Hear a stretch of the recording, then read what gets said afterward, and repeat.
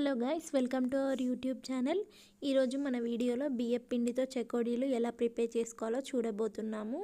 దీనికైతే మీరు ముందుగా స్టవ్ పైన ఒక గిన్నె అయితే పెట్టుకోండి. ఆ గిన్నెలో 2 గ్లాసుల వాటర్ అయితే పోసుకోవాలి. 2 గ్లాసుల వాటర్కి మనకు 2 గ్లాసులు బియ్యం పిండి వేసుకోవాల్సి ఉంటుంది. ఇప్పుడు మీ రుచికి సరిపడా ఉప్పు అయితే వేసుకోండి. కారం కూడా మీ రుచికి సరిపోయేంత వేసుకోండి. ఇప్పుడు ఈ వాటర్లో మీకు సరిపోయేంత పసుపు కూడా వేసుకోండి. పసుపు కొంచెం ఎక్కువగా వేస్తే చెకోడీలు కొంచెం ఎల్లో కలర్లో వస్తాయి. లేదు కొంచెం తక్కువగా వేసుకుంటే మీకు నార్మల్గా వస్తాయి. ఇప్పుడు కాసేపు ఇవన్నీ బాగా కలిసేలా కలుపుతూ ఉండండి. ఇప్పుడు ఈ వాటర్లో కొంచెం వాము యాడ్ చేసుకోండి. కొంచెం జీలకర్ర కూడా వేసుకోండి. వాము జీలకర్ర డైజెషన్కి కూడా చాలా బాగా యూజ్ అవుతాయి. ఈ రెండు ఈ వాటర్లో బాగా కలిసే వరకు కలుపుకుంటూ ఉండండి. ఇప్పుడు నేనైతే ఇందులో కొంచెం నెయ్యి అయితే యాడ్ చేసుకుంటున్నాను. నెయ్యి మన హెల్త్కి చాలా మంచిది. అలాగే మనం చెకోడీలు చేసేటప్పుడు చేతికి పిండి అంటుకుపోకుండా కూడా హెల్ప్ చేస్తుంది. మీకు నెయ్యి అవైలబుల్గా లేకపోతే మీరు ఈ నెయ్యి ప్లేస్లో వెన్నని కూడా యాడ్ చేసుకోవచ్చు. చాలా రుచికరంగా ఉంటుంది. ఇప్పుడు ఇందులోకి కొంచెం నూనెని కూడా వేసుకోండి. మీకు గనక అవైలబుల్గా నువ్వులు ఉంటే తెల్ల నువ్వులు కూడా ఇందులో వేసుకోవచ్చు. మేమైతే ప్రతిసారి నువ్వులు వేసుకుంటాము. నువ్వుల వల్ల చాలా టేస్ట్ అనేది వస్తుంది చెకోడీలకి. అండ్ మనం తింటుంటే మధ్య మధ్యలో తగులుతూ చాలా టేస్టీగా ఉంటాయి. ఇప్పుడు మనం వేసుకున్న వాటన్నిటిని కలుపుతూ మనమైతే ఇలా పొంగొచ్చే వరకు వెయిట్ అయితే చేయాలి. వన్స్ ఇలా పొంగొచ్చినాక ఇప్పుడు మనం బియ్యం పిండిని యాడ్ చేసుకోవచ్చు. మెల్లమెల్లగా ఈ వాటర్లోకి బియ్యం పిండిని యాడ్ చేసుకోండి.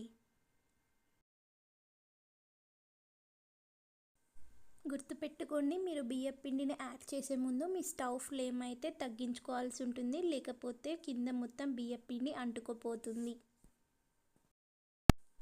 ఇప్పుడు బియ్యం పిండిని వేసుకున్న తర్వాత ఇదైతే మీరు మంచిగా కలుపుకోవాల్సి ఉంటుంది. మీకు ఒకవేళ గిన్నెలో కలపడం కష్టమైతే ఇలా వేరొక వెడల్పుగా ఉన్న గిన్నెలోకి పిండిని మొత్తం ట్రాన్స్ఫర్ చేసుకోండి.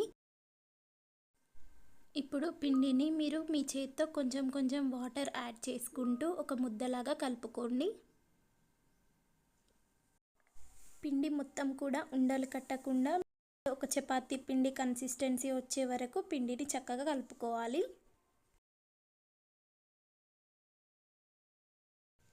వీడియోలో చూపిస్తున్న విధంగా పిండిని అయితే మంచిగా ఒక ముద్దగా చేసుకోండి.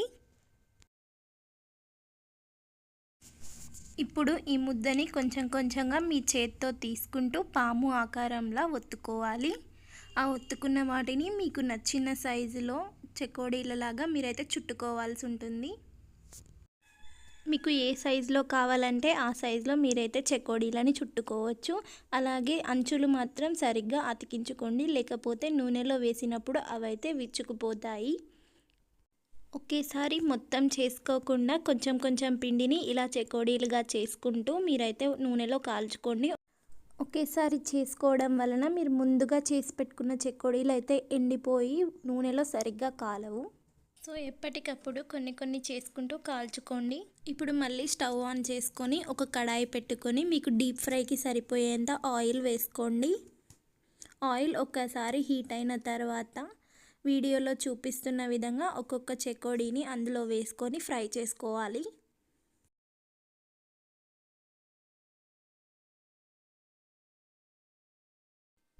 ఆయిల్లో వేసుకున్న తర్వాత ఒక గరిటె తీసుకొని వాటిని కిందికి పైకి అంటూ ఉండండి. ఇలా అయితే చెకోడీలు చక్కగా కాలుతాయి మరియు క్రిస్పీగా వస్తాయి. ఒక్కసారి మంచి గోల్డెన్ ఎల్లో కలర్లోకి వచ్చిన తర్వాత మీరైతే వీటిని తీసేయొచ్చు. చెకోడీలు మూకుడు నుండి తీసిన తర్వాత కూడా కలర్ అయితే చేంజ్ అవుతాయి. సో తక్కువ కాలినాయి అని అనుకోకండి. మంచి గోల్డెన్ ఎల్లో కలర్ వచ్చిన తర్వాత మీరైతే చెకోడీలని తీసుకోండి. ఇలా తీసుకున్న చెకోడీలని ఒక టిష్యూ పేపర్ వేసిన ప్లేట్లో అయితే మీరు చేంజ్ చేసుకోవాల్సి ఉంటుంది. ఇలా కొంచెం ఆయిల్ అది అబ్జర్వ్ చేసుకున్న తర్వాత ఒక ఎయిర్ టైట్ కంటైనర్లో పెట్టుకొని మీరు వీటిని ఎంతకాలం అంటే అంతకాలం స్టోర్ చేసుకోవచ్చు. అండ్ పిల్లలైతే చాలా ఇష్టపడతారు ఇలా ఇంట్లో చెకోడీలు చేసి పెడితే. మైదాపిండి లేకపోవడం వల్ల ఇవి ఆరోగ్యానికి చాలా మంచిది. మనం చెప్పిన ప్రాసెస్లో చేస్తే వీడియోలో చూపిస్తున్నట్టు క్రంచిగా మరియు టేస్టీగా వస్తాయి. ఇంతే ఫ్రెండ్స్, మీరు కూడా ఇలాగే వీడియోలో చూపించినట్టు చెకోడీలు ట్రై చేసి ఎలా వచ్చాయో నాకు కమెంట్ బాక్స్లో తెలియజేయండి. అలాగే మన ఛానల్ని లైక్, షేర్ అండ్ సబ్స్క్రైబ్ చేసి సపోర్ట్ చేయండి. Thank you.